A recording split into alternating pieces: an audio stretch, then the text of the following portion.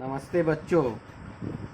पिछली कक्षाओं में हमने अध्ययन किया गति के समीकरणों को उत्पन्न करना सामान्य विधि से, ग्राफी विधि से और कैलकुलस विधि से। चलिए आज हम अध्ययन करेंगे वस्तु द्वारा nवें सेकंड में चली गई दूरी। तो आइए प्रारंभ करते हैं। मान लो कोई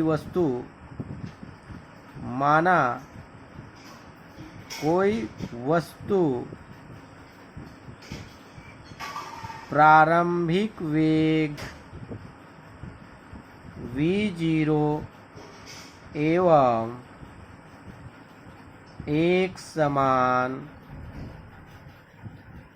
त्वरण a से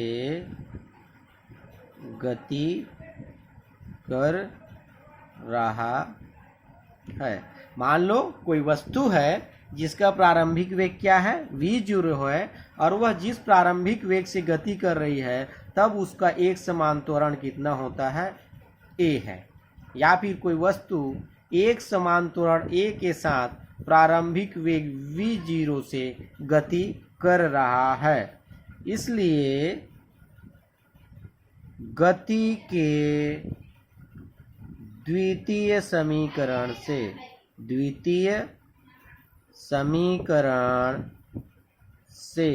गति का द्वितीय समीकरण क्या होता है, हम जानते हैं। S equal to ut plus half at का स्क्वायर। यहाँ u के स्थान पर हम v0 भी ले सकते हैं, प्रारंभिक वेग की गणना कर रहे हैं। तो इसलिए वस्तु द्वारा nवें सेकंड में चली गई दूरी, मान लो nवें सेकंड में चली गई दूरी को किससे प्रदर्शित करते हैं, हम Sn से प्रदर्शित करते हैं। तो क्या हो जाएगा, v0 समय का मान कितना है, n प्लस 1/2 an का स्क्वायर। ये आया। समय के स्थान पर, t के स्थान पे हमने क्या किया, n का मान रखा, चूंकि वस्तु द्वारा nवें सेकंड में दूरी तय की जा रही है।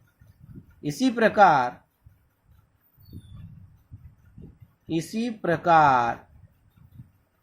n-1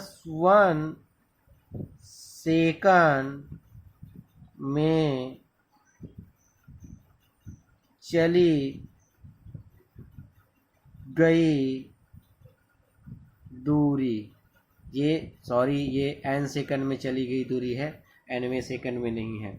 तो n सेकंड में चली गई दूरी Sn is equal to v0n plus 1/2 an का स्क्वायर। इसी प्रकार n-1 सेकंड में चली गई दूरी क्या हो जाएगी, Sn-1 इज इक्वल टू समय t के स्थान पर क्या आ जाएगा, अब n-1 आ जाएगा, क्योंकि हम कितने सेकंड में वस्तु दूरी तय कर रही है, n-1 सेकंड में। तो v0 n-1 प्लस 1/2 an-1 का स्क्वायर। अतः हमको क्या गणना करना है, वस्तु के nवें सेकंड में चली गई दूरी, वस्तु जो द्वारा nवें सेकंड में चली गई दूरी का मान क्या होगा। इसलिए हमने n सेकंड में चली गई दूरी का मान निकाल लिया, n-1 सेकंड में चली गई दूरी का मान निकाल लिया। इसलिए वस्तु द्वारा nवें सेकंड में चली गई दूरी क्या हो जाएगा, मान लो वो क्या है, distance dn is equal to n second में चली गई दूरी में n-1 सेकंड में चली गई दूरी को हम घटा देंगे, तो nवें सेकंड में चली गई दूरी का मान हमको प्राप्त हो जाएगा, अर्थात Sn माइनस Sn-1। आइए मान रखते हैं, तो मान क्या हो जाएगा, D N is equal to V0n plus half A N का स्क्वायर माइनस Sn-1 का अर्थात n-1 सेकेंड में चली गई दूरी V0n-1 प्लस हाफ an-1 का स्क्वायर।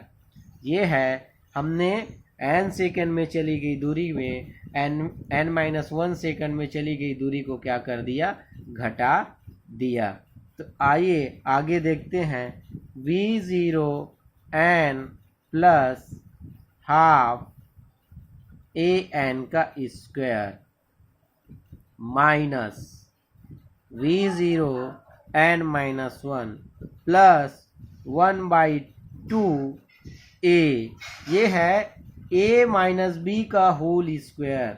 क्या होता है, a square minus 2ab plus b square. तो अर्थात ये हो जाएगा n का square minus 2n plus 1, n का स्क्वायर माइनस 2n प्लस 1। अब ब्रैकेट ओपन करेंगे तो ऋण चिन्ह का ब्रैकेट के अंदर गुणा हो जाएगा। तो यहाँ से मान आएगा V0n प्लस 1/2 an का स्क्वायर माइनस ये हो गया V0n-1। ब्रैकेट का अंदर गुणा हुआ तो धन क्या हो जाएगा, ऋण में बदल जाएगा। और ये भी धन है तो ये भी ऋण में बदला 1/2 an का स्क्वायर माइनस 2n प्लस 1। हमने ब्रैकेट को क्या कर दिया, ओपन कर दिया। अब इस वाले ब्रैकेट को भी ओपन करेंगे, ये वाले ब्रैकेट को भी ओपन करेंगे।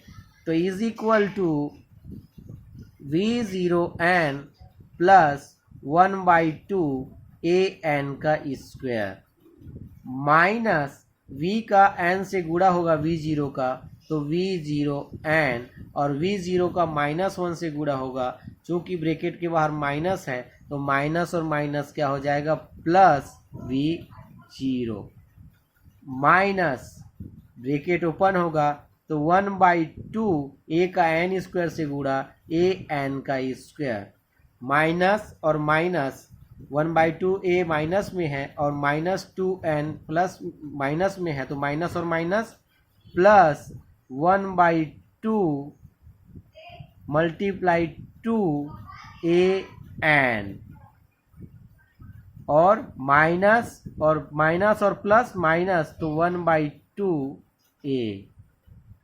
तो ये 2 से 2 क्या हो जाएगा, कट जाएगा। 1/2 an स्क्वायर प्लस में है और माइनस में 1/2 an स्क्वायर, ये भी क्या हो जाएगा, कट जाएगा। V0n प्लस में है, V0n माइनस में है, कटा।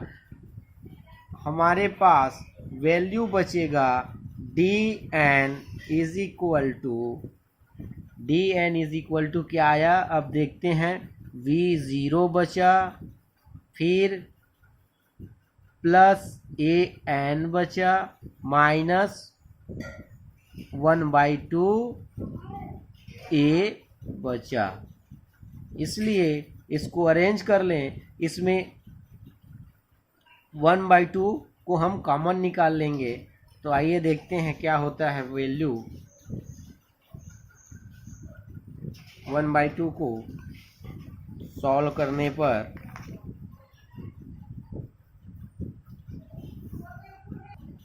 इसलिए dn इज इक्वल टू क्या हो जाएगा, V0 प्लस हमने क्या किया 1/2 और a को कॉमन निकाला। क्या किया हमने, यहाँ से 1/2 और a को कॉमन निकाला। तो यहाँ 1/2 नहीं है तो 1/2 यहाँ से कॉमन निकलेगा तो यहाँ 2 का गुणा हो जाएगा अंश में। तो 2 का गुणा होगा तो वैल्यू आएगा 1/2 ये बाहर निकला, यहाँ बचा 2n। 2 का अंश में गुणा हो गया क्योंकि हर में उसके साथ 2 नहीं था, माइनस 1 क्योंकि लास्ट वैल्यू 1/2 ये पूरा बाहर निकल गया। तो यही है किसी वस्तु द्वारा nवें सेकंड में चली गई दूरी का सूत्र। इस प्रकार से nवें सेकंड में चली गई दूरी अगर ज्ञात करने के लिए कहा जाता है तो इस प्रकार हम किसी वस्तु द्वारा nवें सेकंड में चली गई दूरी का मान ज्ञात करते हैं।